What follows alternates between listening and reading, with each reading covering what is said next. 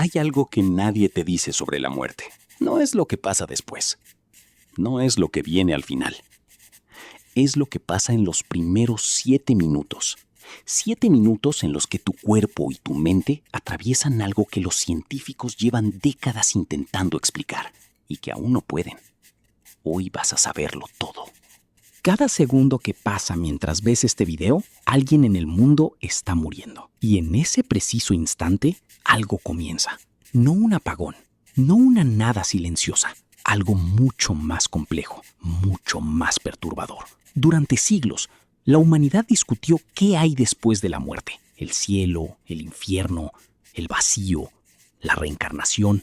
Pero muy pocos se preguntaron qué pasa exactamente en los minutos que separan la vida de lo que sea que venga después. Hoy vamos a recorrer esos 7 minutos, segundo a segundo, desde lo que le ocurre a tu cuerpo hasta lo que, según miles de testimonios y estudios científicos, le ocurre a tu mente.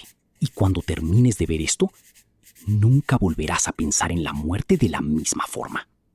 Imagínate que estás en una habitación. Todo parece normal. Y entonces algo falla. Puede ser el corazón, puede ser el cerebro, puede ser un accidente que no viste venir. El instante exacto en que el cuerpo deja de funcionar se llama muerte clínica. Y en ese momento comienza el reloj. El corazón deja de latir.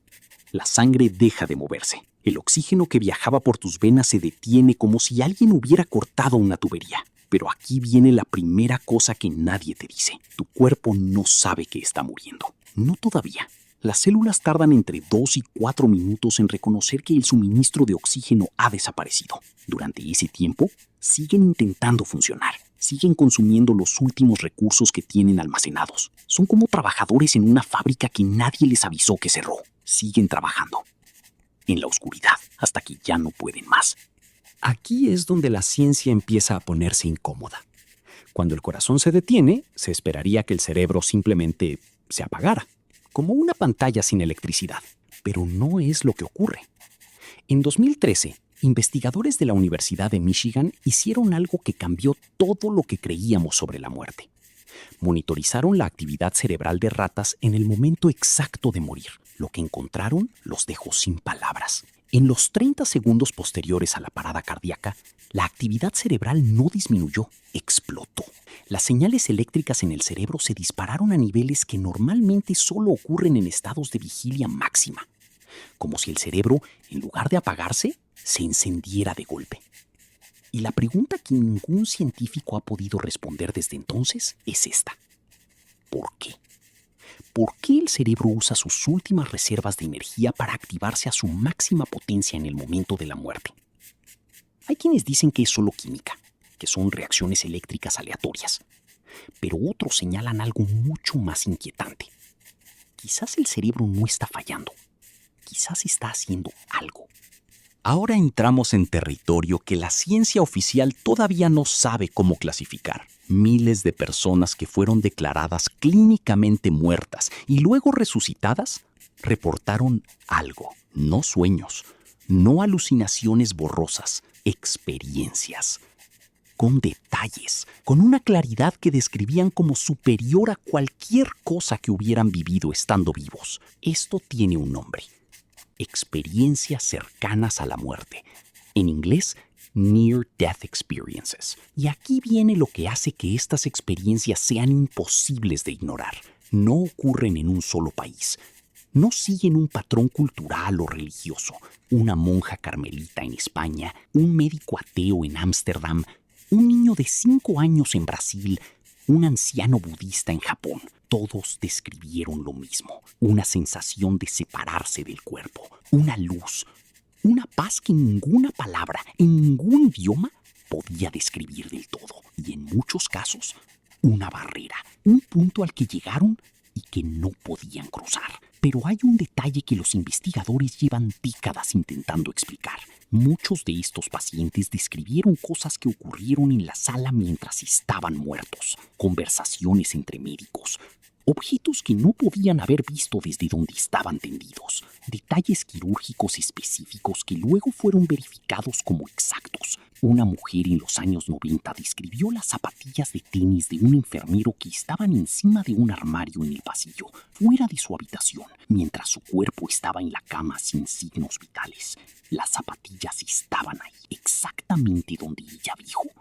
Volvamos al plano físico. Mientras todo eso ocurre en la mente, el cuerpo está entrando en un proceso que los médicos llaman cascada de la muerte celular. Es exactamente lo que suena. Las células, al no recibir oxígeno, empiezan a destruirse desde adentro. Liberan enzimas que básicamente las disuelven. Es el mecanismo que el propio cuerpo tiene para reciclarse. El potasio sale de las células. El calcio entra en cantidades que en vida nunca tolerarías. Los músculos empiezan a recibir señales erráticas. Y esto es algo que mucha gente no sabe. En las primeras horas después de la muerte, los cuerpos se mueven. No es una leyenda urbana. Está documentado por forenses y médicos en todo el mundo. Los músculos, al perder la regulación nerviosa, se contraen de forma involuntaria. Los cuerpos pueden emitir sonidos, pueden cambiar de posición levemente. Los médicos lo saben y están preparados para ello. La mayoría de las personas no. Pero hay algo más perturbador aún que ocurre exactamente en este minuto.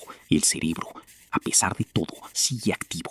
En 2014, un estudio publicado en la revista Resuscitation siguió a más de 2,000 pacientes que sufrieron paradas cardíacas. Uno de ellos cambió todo el debate. Un hombre de 57 años, declarado clínicamente muerto durante 3 minutos, describió con exactitud lo que ocurrió en la sala de reanimación mientras su cuerpo estaba inerte. Describió la posición del equipo médico.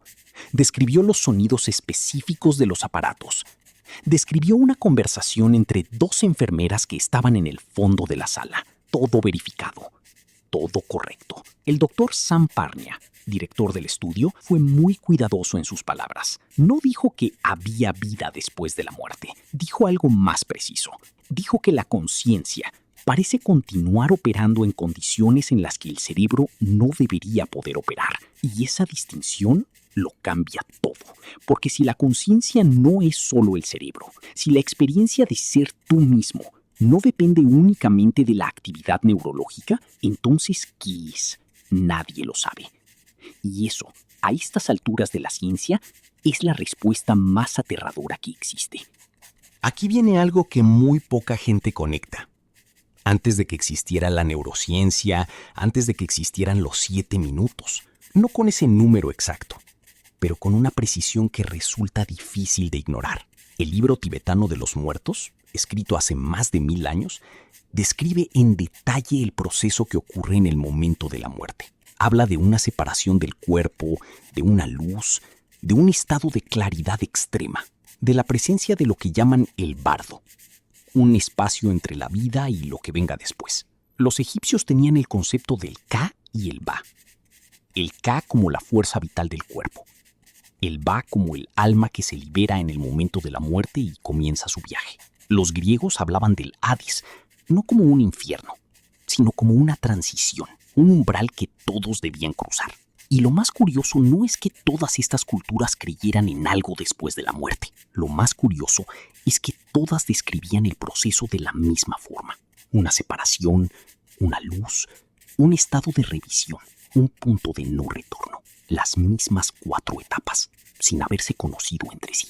Llegamos al 7º minuto. Para el cuerpo, este es el punto en el que la mayoría de los médicos considera que la muerte clínica se convierte en muerte biológica irreversible. Las células del cerebro, privadas de oxígeno durante todo este tiempo, empiezan a morir de forma masiva e irrecuperable. Es el límite. Es la línea que, una vez cruzada, no tiene vuelta atrás. Pero en esos últimos segundos, algo ocurre que los investigadores llaman la ola final, una última descarga eléctrica masiva en el cerebro. Algunos la llaman el último sueño del cerebro. Otros creen que es el mecanismo que genera las experiencias que miles de personas han descrito. Y hay una teoría que un neurocientífico de la Universidad de Michigan llamó la hipótesis de la conciencia terminal.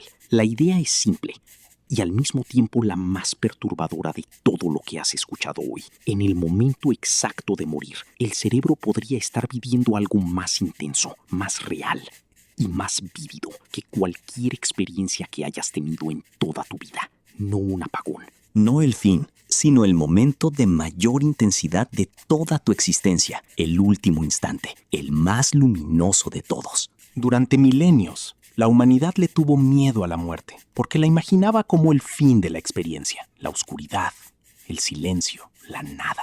Pero lo que la ciencia está descubriendo, lentamente y con mucha resistencia, apunta hacia algo diferente, que la muerte no es un apagón, que en esos 7 minutos algo ocurre que todavía no sabemos nombrar, que la línea entre la vida y lo que venga después es más porosa, más extraña y más asombrosa de lo que nadie nos enseñó a imaginar. No sabemos qué hay del otro lado, pero ahora sabemos, con más certeza que nunca, que ese lado existe y que los primeros 7 minutos son solo el comienzo del viaje. Lo que ocurre después es otra historia.